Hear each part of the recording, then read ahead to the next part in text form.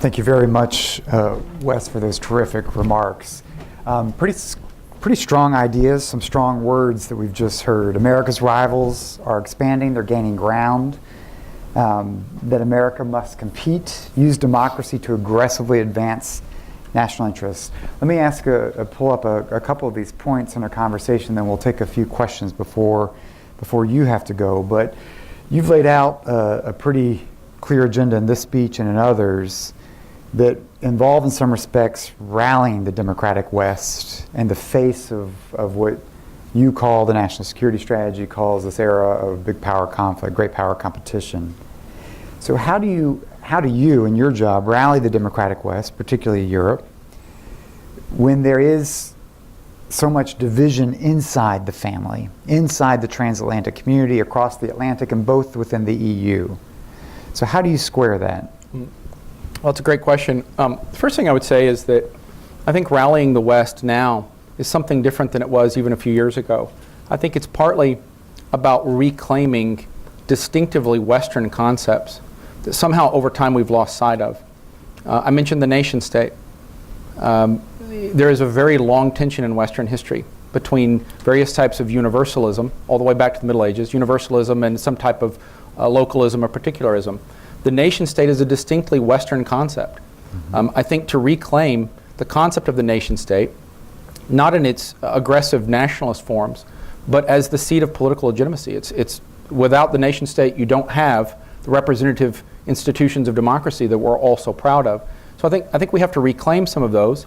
We have to work harder at reconciling our concepts of international institutions, many of which have lost their relevance as geopolitical change has occurred. We have to work harder at reconciling those deeply legitimate national institutions, what Burke called the little platoons, that most attach themselves to our affections. We have to defend those and not cede that ground to authoritarians. The idea that Vladimir Putin is truly a friend of the national independence of a small state is insane. It's very cynical. Let me push you on that real quick, because those that critiqued President Trump's UN address, his emphasis on sovereignty, his case for patriotism and sovereignty against globalism, against institutions perhaps run amok. Some said they found echoes of Vladimir Putin's rhetoric in that. So how do you address that charge that Vladimir Putin's emphasis on sovereignty is now a theme that the president's critics are fear coming from Washington? I don't see any tension at all there. I think for anyone who's listening, anyone who's paying attention in the Western world right now, in Europe and in the United States, people are using the ballot box to send a very clear message. They will hold their leaders accountable, bringing them financial, economic security, keeping jobs, defending them militarily, and it is a reclaiming of sovereignty. That is a fact. That is a fact of life in the world today. People have legitimate concerns. They're expressing them legitimately in elections all across Europe. The question is, what do we do with those concerns? And where do we channel this debate that's happening inside the West? President Trump fights for the American people and fights for the economic growth that we have right now, has been very clear on principles both in security and in economics. I think when I look at Vladimir Putin's messaging, I think it's much more cynical. The Russian Federation now has an established track record of doing the opposite of building up the independence of smaller nations. Look at the situation in Ukraine or Georgia. So I think there is a very profound difference. And the question in the West is, how do we recognize the legitimate concerns of our citizens and reclaim that democratic legacy, which is rooted in the nation state, in a way that strengthens our security overall? And I think that should be the goal. So in this morning's conversation, you can hear sort of Wes's background, your deep knowledge of history and steeped in this region come through in this conversation. We had a little bit of part of our conversation earlier today was this idea that yes, and I very much believe the idea of the West is being built on nations. These were nations subjugated, but it's nations that are no longer subjugated combined with freedom that defines them as the West. And so how do you address or respond to those that are concerned that your emphasis, your message, means that there's more emphasis on the sovereignty and on the nations and less emphasis on the freedom side, and that there's concern about what's happening within some of our own allies, whether Turkey, Hungary, and we can talk a little bit about that. But how do you handle that critique? I think the emphasis on sovereignty is a corrective to a way of thinking that took root in the period since the end of the Cold War, a kind of mindset of the end of history, where if history truly is over in any meaningful sense, all that's left is process. And so you need international institutions for process.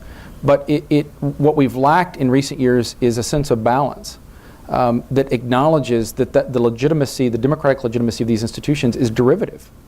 It doesn't exist independent of the citizens who elect officials that support these institutions. I think this administration has been perfectly clear on what America stands for in the world. I think we've also been clear that we're not going to impose our will on others. We'll be clear about where our principles stand. Mm-hmm. But I think we lost a sense of balance in the recent past in how we go about that. And what we're seeing is a corrective to that. So you've used some pretty strong language in this speech about support for allies, but the expectation that our allies not abet our rivals, whether through energy deals, Nord Stream, nuclear deals in Central Europe. Can you unpack that a little bit more? Because I think there's a big conversation in Washington that looks at the weaknesses of the countries in the East, looks at weaknesses of our allies sometimes in Central Europe. But I haven't seen how we're focused on a strategy to keep our allies as our allies. So how do you make that work, the expectations of keeping the alliance strong, but with the commensurate expectation that our own allies don't abet our rivals? Well, let me start by saying most of the major areas of disagreement that we've had in recent months with European allies, despite a lot of ongoing diplomacy and engagement, there are areas of disagreement, and I think most people are aware of where the disagreements are on Iran and JCPOA, Nord Stream 2, burden sharing in the alliance. A few years from now, if we can look back and say that we accomplished U.S. objectives, if we got Europe serious about the threat from Iran, if we dealt with the problem of Nord Stream 2, if we got Germany and others to spend 2% on defense, that will be a stronger West. All of these are things that are not just in the narrow U.S. interest, the things that make the alliance stronger. I would rather have those disagreements now than waiting a few years and continuing to have 1,000 conferences where we talk about transatlantic unity in kind of a general sense. I would rather have those disagreements now and get to a better outcome precisely so that we can take strategic competition seriously. National security strategy's central message is take strategic competition seriously. That's not just a message for the United States. I think that's overdue in how we look at our own economic base at home. It's a message for our allies. And I think President Trump has been crystal clear on this, as recently as at the NATO summit, directly addressing the problem of a Germany that doesn't spend 2% on defense while we have American sons and daughters defending Europe, doesn't spend 2% of GDP on defense, and yet is entering into very deep, long-term energy relationships with Russia, the very Russia that we're defending it against. There's something problematic about that, and we should not compartmentalize those things. And so I think in Central Europe, we have to apply the same rule.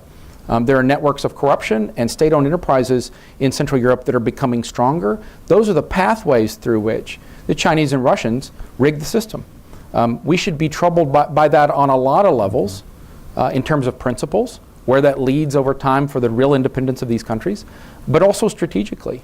And I think we should be a lot more purposeful in contesting that by all means at our disposal.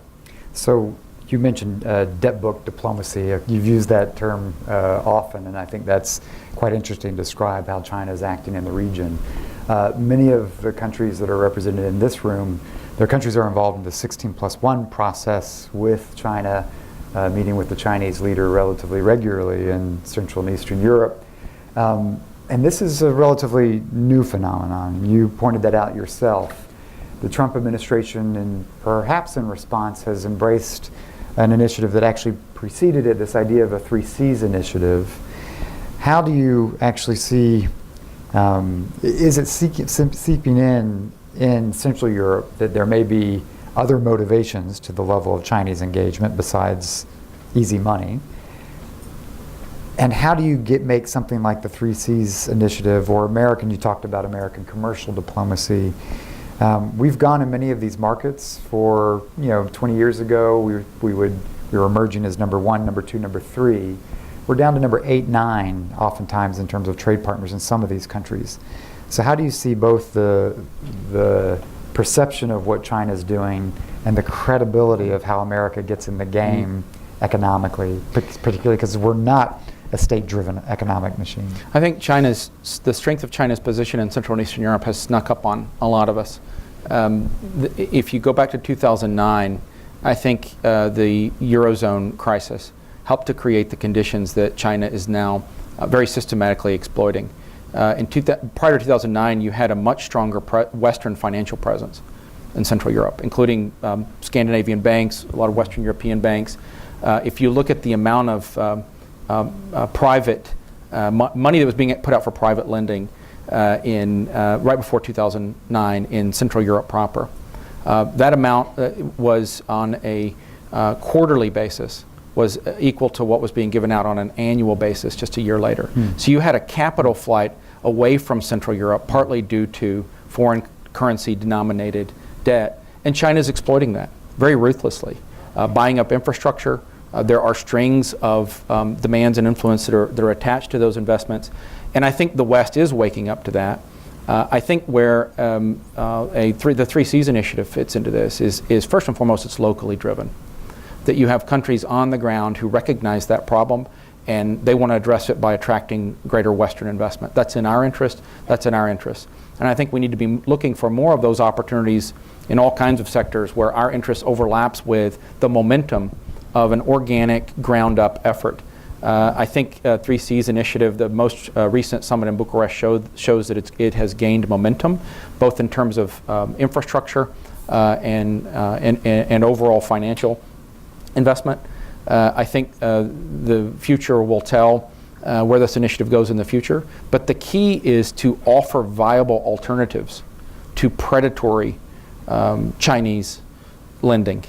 And I think Three Seas initiative has a role to play in that. Our efforts with Congress through the BUILD Act to provide a vehicle that is actually charged with countering that, has the resources and flexibility and authority to make commercial engagement an integral part of American diplomacy, is going to be absolutely crucial to the success, our long-term success in that battle. Let me ask one more question, and then I'll open it up to take a few questions before you have to depart.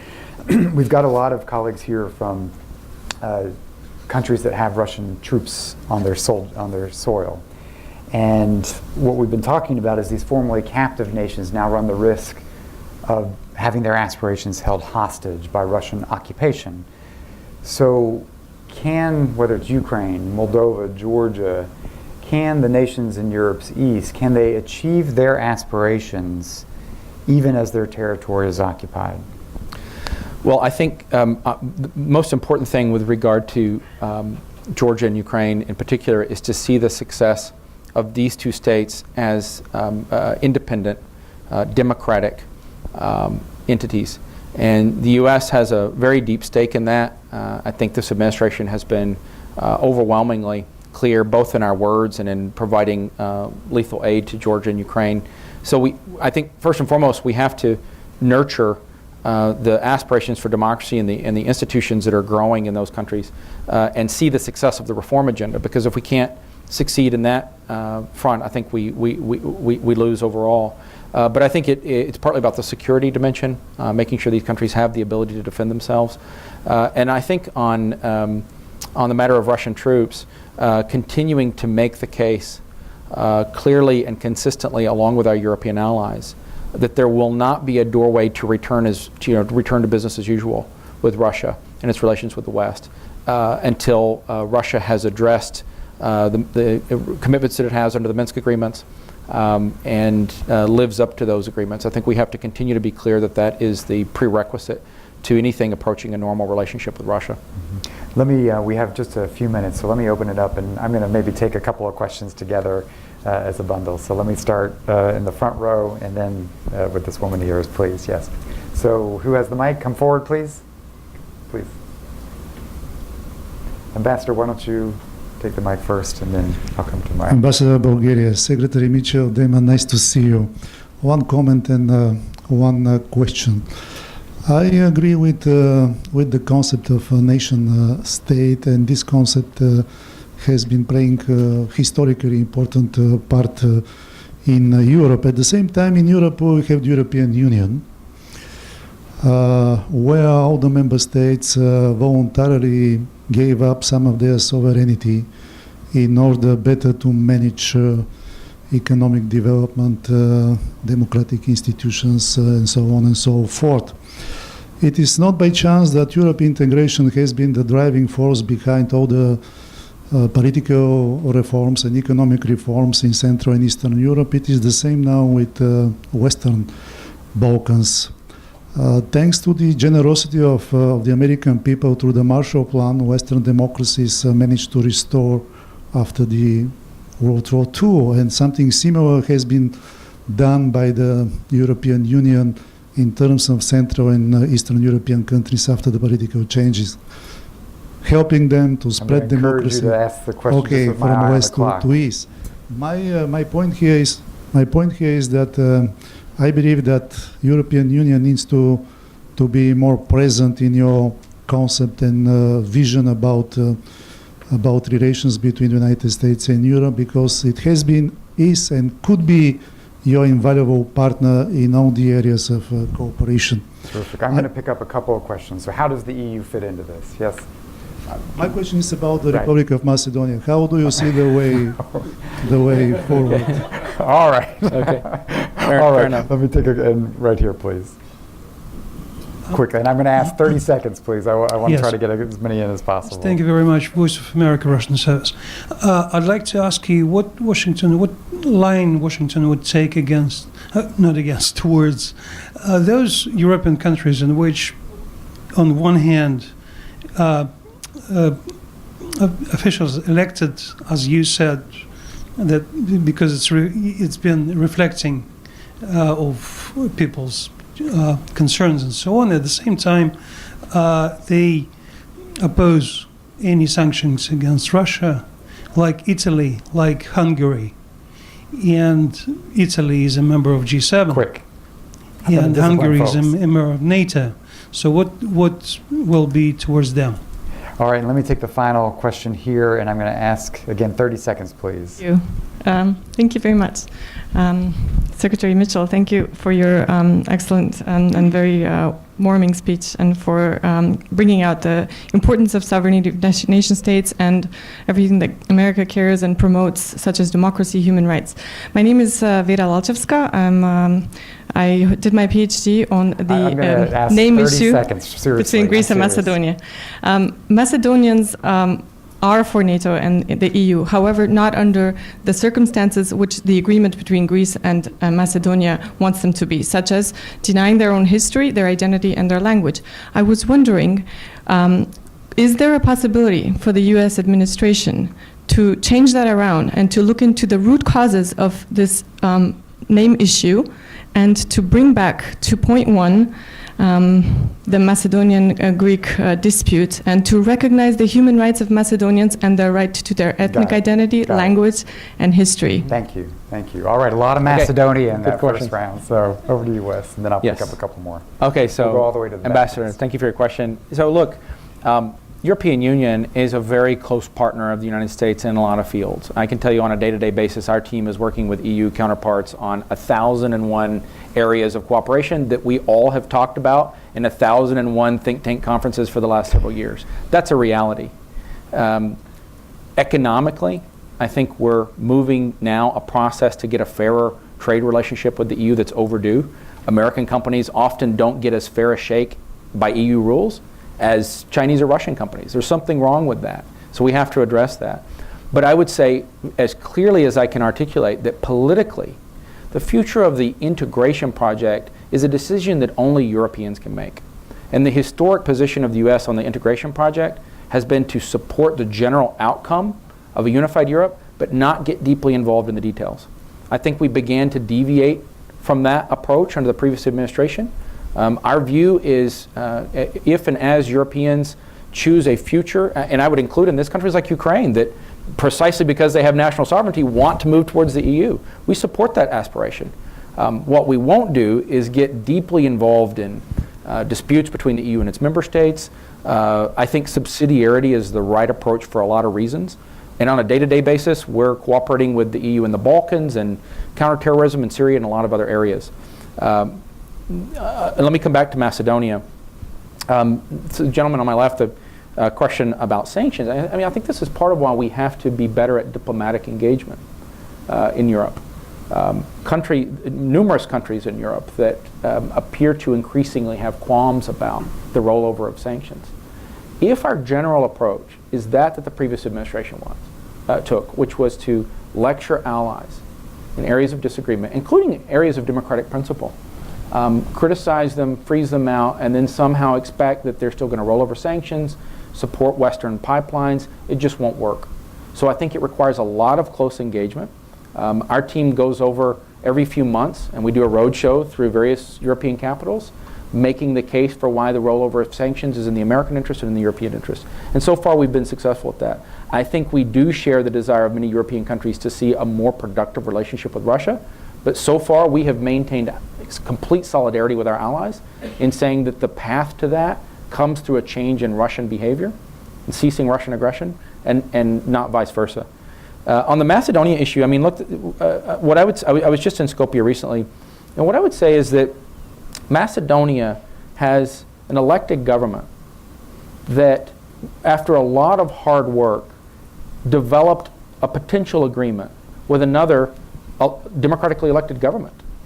And the will of the Macedonian people appears to be moving towards an alliance with the United States and NATO. I'm supportive of that.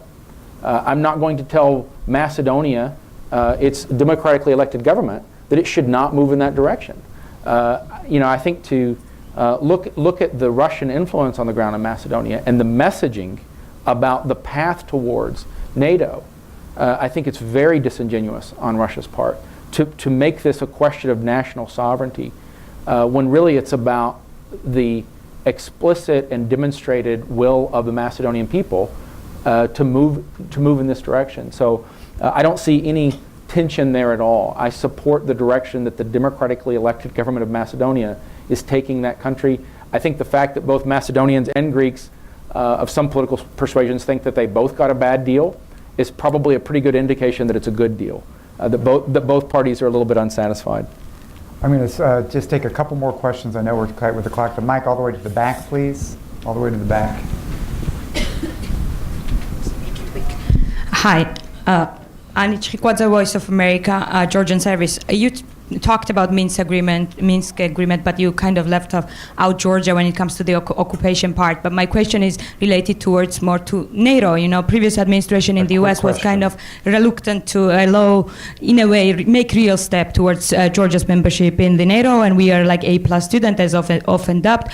Is your administration the one that will make this step? Will you make any meaningful step towards taking out Georgia and Ukraine out of gray zone, so to say? Thank you. And a direct question, this gentleman here, please. Yes. Thank you very much. As Ambassador Bolton is on his way to the Caucasus, can you please offer the audience some of the things that are currently at stake? Thank you very much. Great. And a final question over here. Sir, what is your position on the provocations by Turkey against Greece and Cyprus? Terrific. All right. I'm sorry, the provocations? Turkey against Greece and Cyprus. Okay, so let me try to hit these in rapid succession. I think on the question of Georgia and the occupied territories, we've been consistent at all levels of this administration that we view those territories as part of Georgia. I visited the line of demarcation recently, and we're committed to supporting Georgia in the Geneva international discussion. I think the overall question of NATO is one that we've discussed on a very regular basis with Georgian counterparts. I would argue that the last NATO summit gave the strongest and clearest indication to date that NATO remains committed to a future Georgia in the alliance. Georgia has made more progress in defense reforms than probably any other country in recent memory that has aspirations to NATO. I think that process is not something that happens overnight. It requires continued reform, including in the defense sector, but it's something that we've consistently said we're committed to in terms of keeping the door open. On the question of the Caucasus, what we've tried to do in that region is strengthen the strategic relationship with Azerbaijan, strengthen relations with Armenia, particularly in the wake of some fairly seismic recent political events where we saw a real commitment to stability. In Georgia, I think the new constitution coming online next year will tell how that is handled will tell us a lot about the country's commitment to separation of powers and continued reform. But in all three of these countries, I think you have vulnerable states that face a lot of Russian pressure, but also see Chinese economic penetration. And the criticality of the Caucasus to Western energy, ensuring the stability of that region is a very high priority for us. Greece and Cyprus and Turkey, what we've tried to do in the Eastern Mediterranean with our strategy there is first and foremost stabilize the relationship with Turkey. I think we've come a long way in the last few days alone with the release of Pastor Brunson. We're hoping to move the Turkish government away from S-400, help it look at other options, and keep Turkey not only on trajectory towards the political West, but also the strategic West. And I think that's in Turkey's interest as well. Greece and Cyprus play a very important part in our strategy in the Eastern Mediterranean. We have a U.S.-Greek strategic dialogue that will launch later in the fall. I'll be traveling to Cyprus in a few days. And what we've really tried to do there is have the U.S. more present, not only bilaterally with these countries, but in the Greece, Cyprus, Israel dialogue. I think there's a real case to be made for seeing the Eastern Mediterranean as a frontier, and a very vulnerable frontier.